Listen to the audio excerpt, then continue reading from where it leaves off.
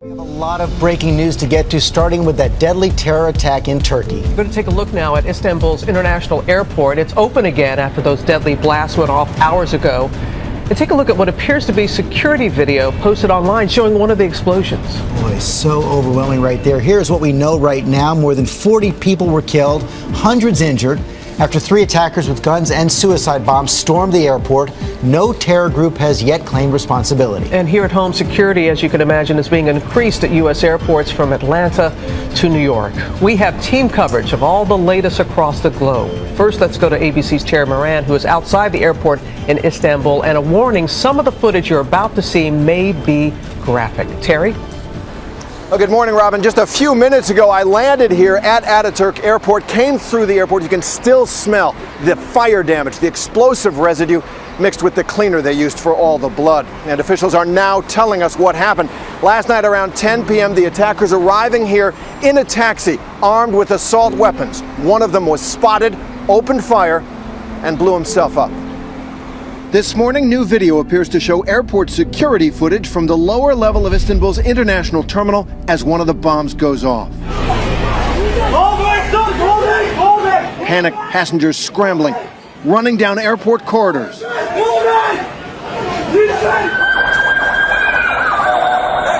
In this video, one of the 3 attackers appears to hit the ground after being taken down by police fire. A policeman then appears to stand over him, shooting him again before running away. Then another massive explosion. And a third explosion outside the airport as people waited for taxis and greet loved ones. It was just before 10 p.m. Passengers rocked by 3 separate explosions and automatic weapons fire. People were shooting on one side, and we all ran the other way. And then the bombs went off, and people started running the other way, and there's more shooting. 2 of the gunmen opened fire at a checkpoint outside the airport. The third attacker set off explosives in the parking lot. The injured rushed to area hospitals in ambulances, vans, and taxis. This morning, the airport is back in operation as investigators continue working at the scene. Turkey's prime minister says all signs point to ISIS being behind this attack. This is one of the busiest airports in the world, a major hub in the Middle East, and Istanbul has been the target of 4 terrorist attacks this year alone. Turkey used to be an island of stability in this region, but all that has changed. Robin? It certainly has.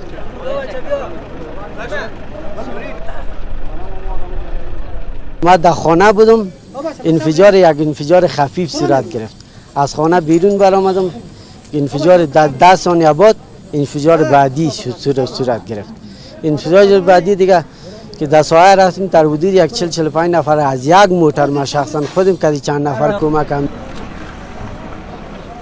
موتور انفجار شد کل 4 موتور بهم یک اومدم 250 نفر یک اون تقریبا 40-50 نفر اگه زنده باشه دیگه کل زخمی و مرده هستن 1 ساعت 1.5 ساعت میشه امیر رنجرها و امبولانس ها مرده میکشه از روی سرک اون کلالم خواب کرده تا بالا ما گفتیم خب موتور یک موتور انتحاری شده موتور که بوده اونا قطار بوده در اون مشکل با همه شاسی به زیاد نرسیده فقط دمو یک موتور رسید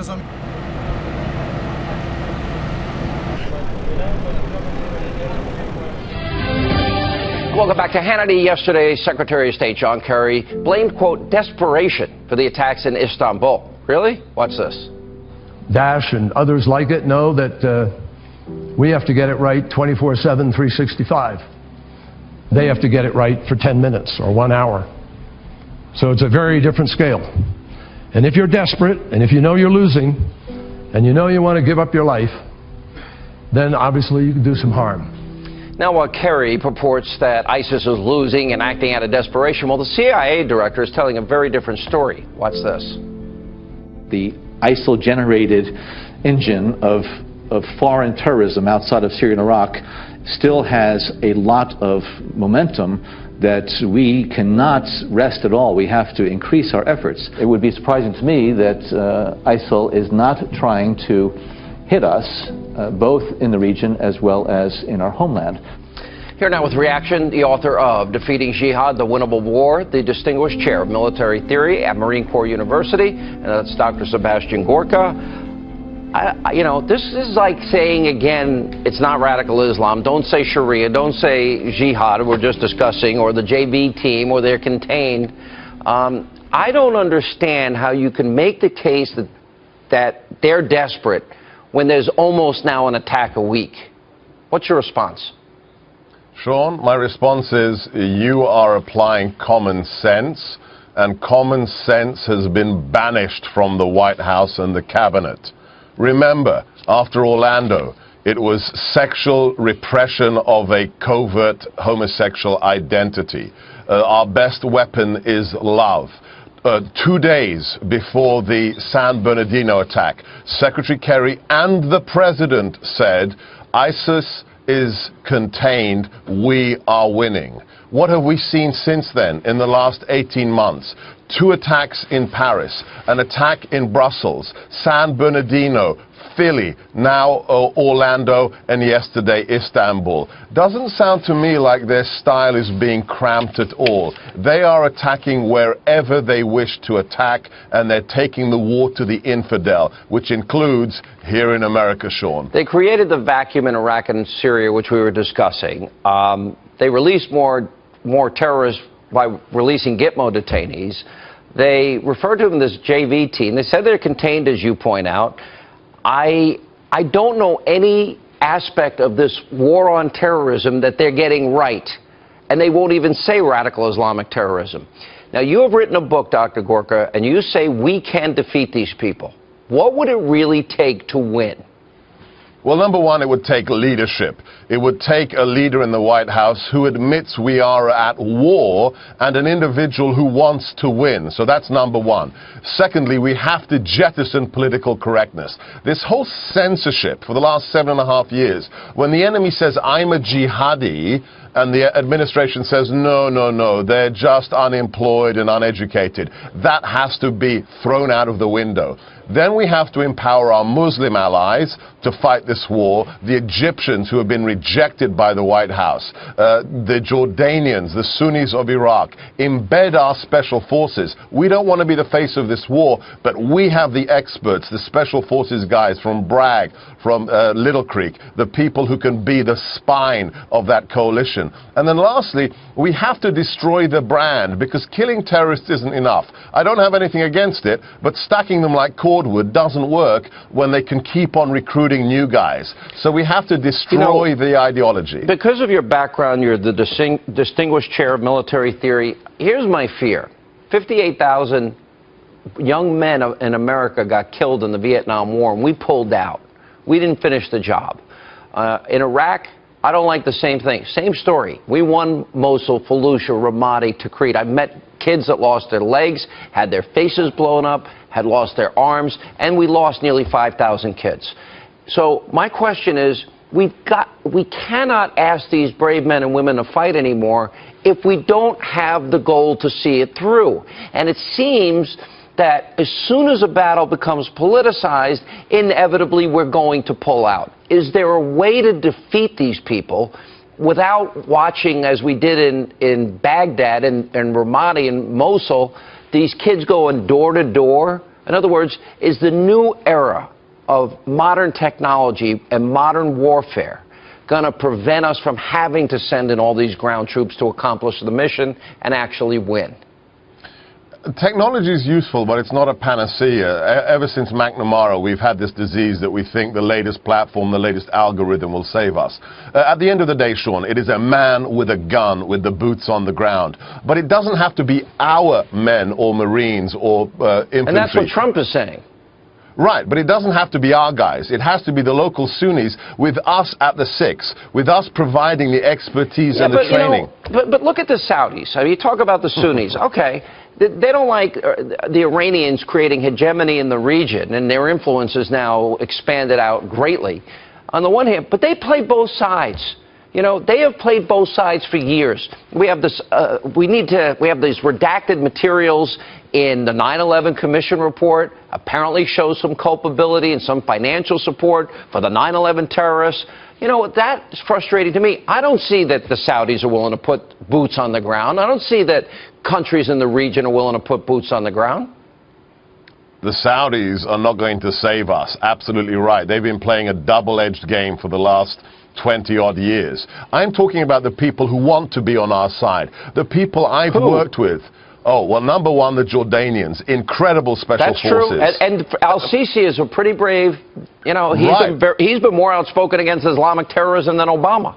Think about this. If we had the mass of the Egyptian army allied to the small but really high-quality Jordanians, allied to the Kurds, allied to the Sunnis who still want us to be there, that if we were trusted by them and we supported them, that if would we gave work. them our intelligence and maybe some equipment and they do the job, we could win the war that way. I agree with you. All right, well said. Thank you. Stephen, when we last spoke 6 years ago, you said that mankind was in danger of destroying ourselves by our greed and stupidity.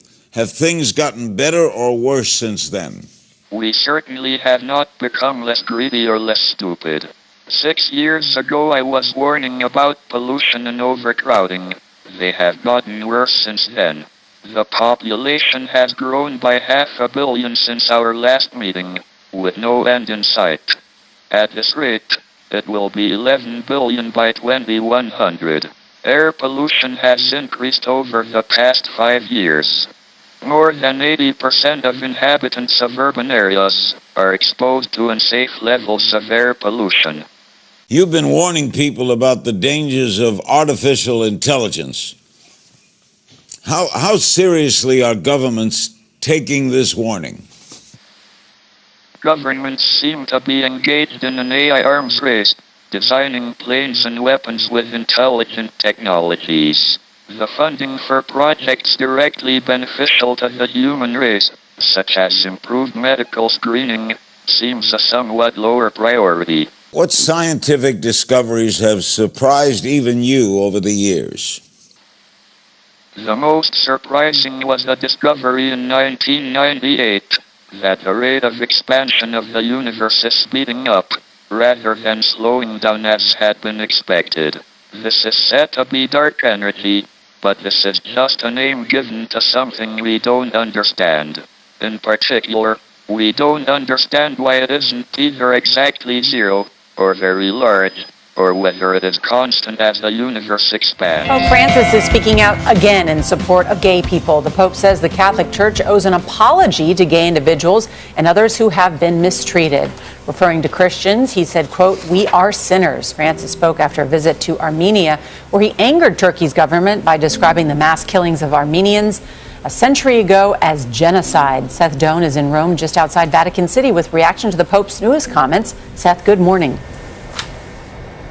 Good morning. This is some of the strongest support for the gay community that we've heard from this Pope so far, and the first we've heard him speak publicly on the issue since that shooting in Orlando.